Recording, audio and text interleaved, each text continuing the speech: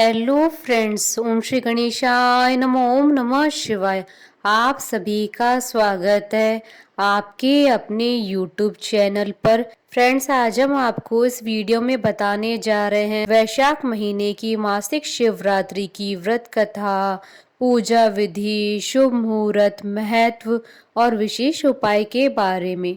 Friends, video शुरू करने से पहले आपसे रिक्वेस्ट है, अगर आप हमारी चैनल पर नए हैं और आपने अभी तक चैनल को सब्सक्राइब नहीं किया है तो प्लीज़ सब्सक्राइब कीजिएगा चैनल को, साथ ही प्रेस कीजिएगा बेल आइकन को, जिससे नए वीडियो से रिलेटेड नोटिफिकेशन आपको तुरंत प्राप्त हो सके।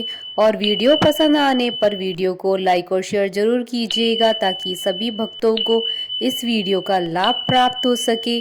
और कमेंट बॉक्स में ओम नमः शिवाय जरूर लिखिएगा।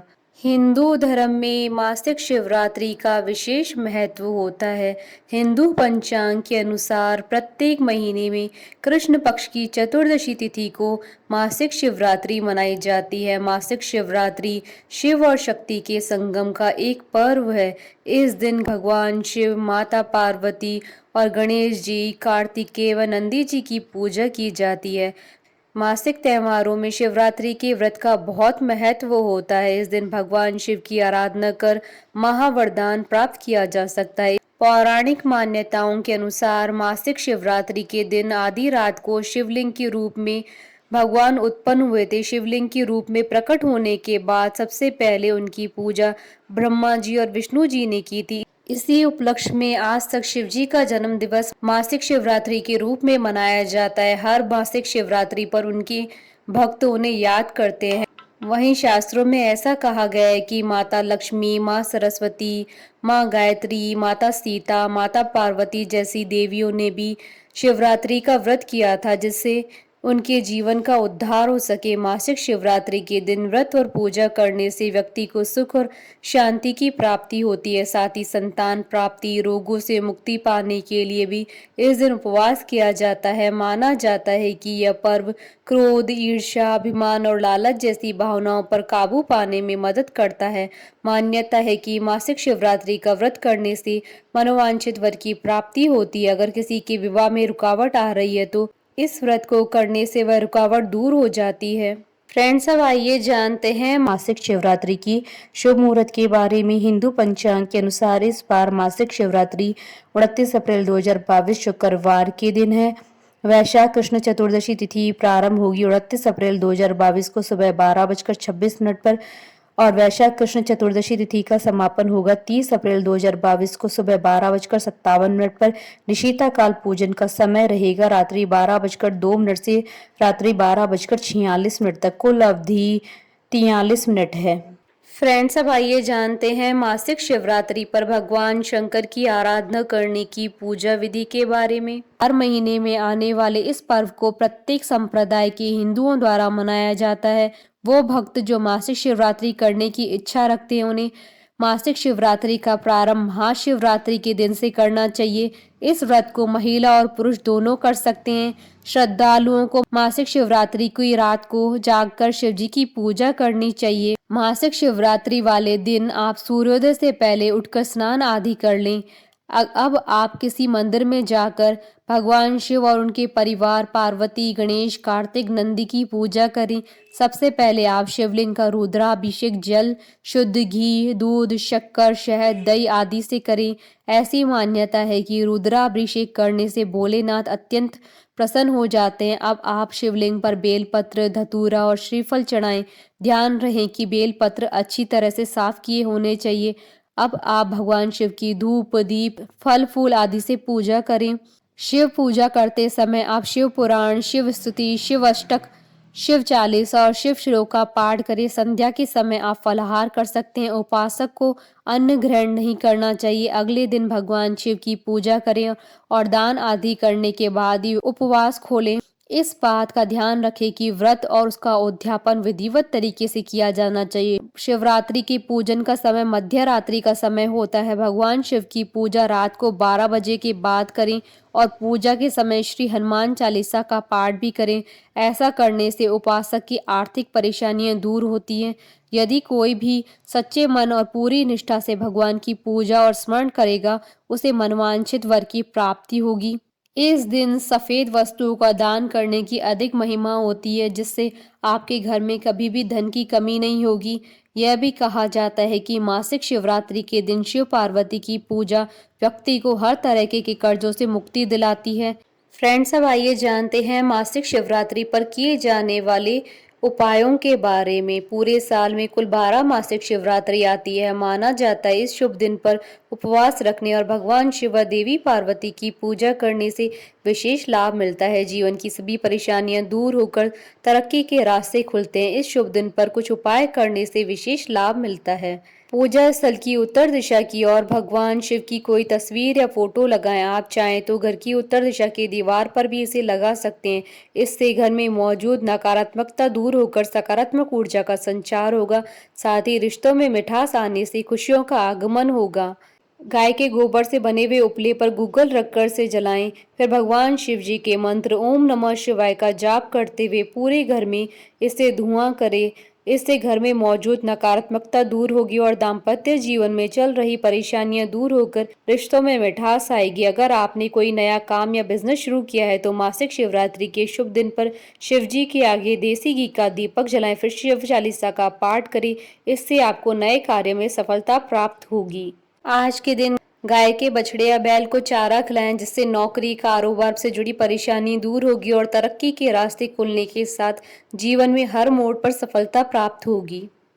फ्रेंड्स, अब आइए आरंभ करें मासिक शिवरात्रि की व्रत कथा। पूर्व काल में चित्रभानु नामक एक शिकारी था। जानवरों की हत्या करके वह अपने परिवार को पालता था। वह एक साहूकार का कर्जदार था, लेकिन उसका ऋण समय पर न चुका सका। क्रोधित साहूकार ने शिकारी को शिव मठ में बंदी बना लिया। संयोग से उस दिन भी शिवरात्रि थी। शिकारी ध्यान मग्न होकर शिव संबंधी धार्मिक बातें सुनता रहा। चतुर्दशी को उसने शिवरात्रि व्रत की कथा भी सुनी। शाम होते ही साहूकार ने उसे अपने पास बुलाया और ऋण चुकाने के विषय में बात की। शिकारी अगले दिन सारा ऋण लौटा देने का वचन देकर बंधन से छूट गया। अपनी दिनचर्या की भांति वह जंगल में शिकार के लिए निकला, लेकिन दिन भर बंदी गृह में रहने के कारण भूख प्यास से व्याकुल था। शिकार खोजता हुआ वह बहुत दूर निकल गया था। जब अंधकार हो गया तो उसने विचार किया कि रात जंगल में ही बितानी पड़ेगी। वह वन में एक तालाब के किनारे एक बेल के पेड़ पर चढ़कर रात बीतने का इंतजार करने लगा। बिलपत्र के नीचे शिवलिंग था, जो बिलपत्रों से ढका हुआ था। शिकारी को यह पता न चला। पड़ाव बनाते समय उसने जो टहनियां तोड़ी थी वह संयोग से शिवलिंग पर गिरती चली गई। इस प्रकार दिन भर भूखे प्यासे शिकारी का व्रत भी हो गया और शिवलिंग पर बेलपत्र भी चढ़ गए। एक पहर रात्रि बीत जाने पर एक गर्भिणी हिरणी तालाब पर पानी पीने पहुंची। शिकारी ने धनुष तीर चढ़ाकर ज्यों ही प्रत्यंचा खींची। हिरणी बोली, मैं गर्भिणी हूँ, शीघ्र ही प्रसव करूंगी। तुम एक साथ दो जीवों की हत्या करोगे, जो ठीक नहीं है। मैं बच्चे को जन्म देकर शीघ्र तुम्हारे समक्ष प्रस्तुत हो जाऊंगी, तब मार लेना। शिकारी ने प्रत्यंचा ढीली कर दी और हिरणी जंगली झाड़ियों में लुप्त हो गई। प्रत्यंचा चढ़ाने तथा ढीली करते वक्त कुछ बिलपत्र अनायास ही टूटकर शिवलिंग पर गिर गए। इस प्रकार उससे अनजाने में ही प्रथम पैर का पूजन भी संपन्न हो गया। कुछ देर बाद जब एक और हिरणी उधर से निकली, शिकारी की प्रसन्नता का ठिकाना न रहा। समीप आने पर उसने धनुष पर बाण चढ़ाया। तब उसे देख हिरणी ने विनम्रता पूर्वक निवेदन किया, हे शिकारी, मैं थोड़ी देर पहले ऋतु से निवृत्त हुई हूँ, कामातुर विहरणी हूँ, अपने प्रिय की खोज में भटक रही हूँ। मैं अपने पति से मिलकर शीघ्र ही तुम्हारे पास आ जाऊंगी। शिकारी ने उसे भी जाने दिया। 2 बार शिकार खोकर उसका माथा ठनका। वह चिंता में पड़ गया। रात्रि का आखिरी पैर भी बीत रहा था। इस बार भी धनुष से लगकर कुछ बेलपत्र शिवलिंग पर जा गिरे तथा दूसरे पैर की पूजा भी संपन्न हो गई। तभी एक अन्य हिरणी अपने बच्चों के साथ उधर से निकली। शिकारी के लिए यह स्वर्णिम अवसर था। उसने धनुष पर तीर चढ़ाने में देर न लगाई। वह तीर छोड़ने ही वाला था कि हिरणी बोली, हे शिकारी, मैं इन बच्चों को इनके पिता के हवाले करके लौट आऊंगी। इस समय मुझे मत मारो। शिकारी हंसा और बोला, सामने आए शिकार को छोड़ दूं? मैं ऐसा मूर्ख नहीं हूं। इससे पहले मैं 2 बार अपना शिकार खो चुका हूं। मेरे बच्चे भूख प्यास से व्यग्र हो रहे हैं। उत्तर में हिरणी ने फिर कहा, जैसे तुम्हें अपने बच्चों की ममता सता रही है, ठीक वैसे मुझे भी है।